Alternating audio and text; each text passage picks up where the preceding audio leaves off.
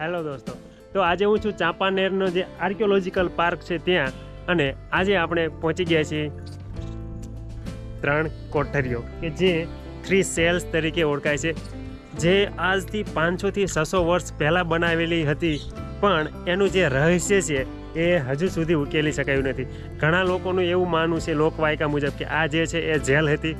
પુરાતત્વ ખાતા દ્વારા એવી માહિતી મળે છે કે આ જેલ હોવાના ખાસ કંઈ પુરાવા નથી, પણ એનો જે ઉપયોગ છે એ સૈનિકોને રહેવા માટે થતો હતો, અથવા તો જે કિંમતી સામાન છે એને સાચવવા માટે થતો હતો. એ જે 3 કોઠીઓ છે, જે મકાન બનાવેલા છે 3 કોઠીઓ, એ એકબીજાની અડીને બનાવેલા છે, અને એની દિવાલ જે છે એ ખૂબ જ મજબૂત અને જાડી બનાવવામાં આવી છે, જેથી અંદરનું જે તાપમાન છે એ બહારના તાપમાન કરતાં ખૂબ જ નીચું છે. તો ચલો આપણે જોઈએ કે કેવી છે એ 3 કોઠીઓ અને કેવી છે એની બનાવટ. તો ચલો મારી સાથે તમને હું બતાવું છું 3 કોઠીઓ.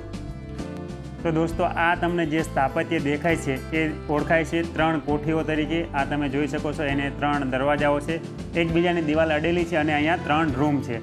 અંદર હવાની અવરજવર માટે અહીં જે છે એ બારીઓ રાખવામાં આવી છે. આ જે તમે જોઈ શકો છો બાકરાવાળા જે ખાના દેખાય છે એ હવાની અવરજવર માટે રાખવામાં આવી છે.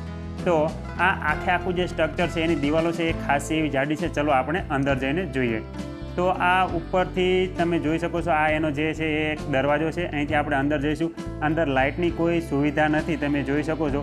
ખાસું એવું અંધારું છે. પહેલાં તમે એન્ટર થશો એટલે તમને આવી જે છે એક વચ્ચે ગેલેરી ટાઈપનું જોવા મળશે, અને એની બાજુમાં જે છે એ 3 રૂમો આવેલા છે. તો હવે આપણે રૂમની અંદર જવાનો પ્રયત્ન કરીશું. રૂમની અંદર બિલકુલ કંઈ દેખાતું નથી, ખાસું એવું અંધારું છે, અને વિડીયોની અંદર ખાસ કંઈ દેખાય છે નહીં.